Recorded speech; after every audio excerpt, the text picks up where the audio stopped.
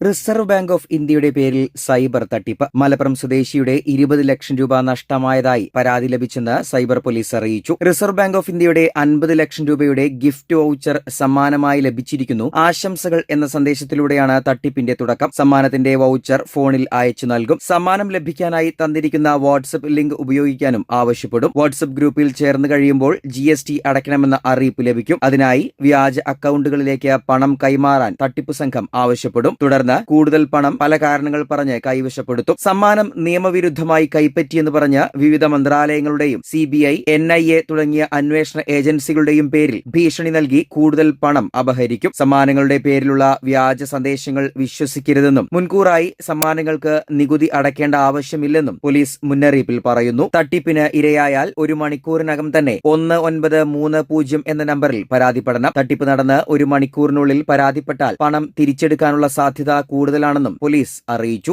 Versatile എന്ത് രസമുള്ള വാക്കാണല്ലേ.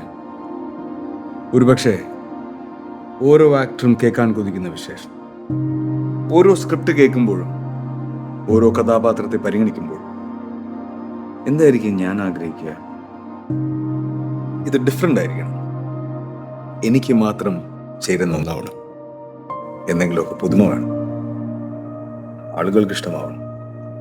ലോകം പറയണം, wow, versatile. Something never seen before.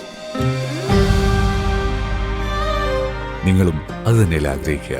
Special മൊമെന്റ്സിന് വേണ്ടി ജ്വല്ലറി തിരഞ്ഞെടുക്കുമ്പോൾ നെവർ സീൻ ബിഫോർ ഡിസൈൻസ്. നിങ്ങളുടെ സ്നേഹത്തോളം പ്യോർ ആൻഡ് പ്രഷ്യസ്, ഹൃദയം തൊട്ടറിഞ്ഞുള്ള സർവീസ്. കവിത ഗോൾഡൻ ഡയമണ്ട്സ് പോലെ തീർത്തും versatile. Kavitha golden diamonds, the versatile jewelry.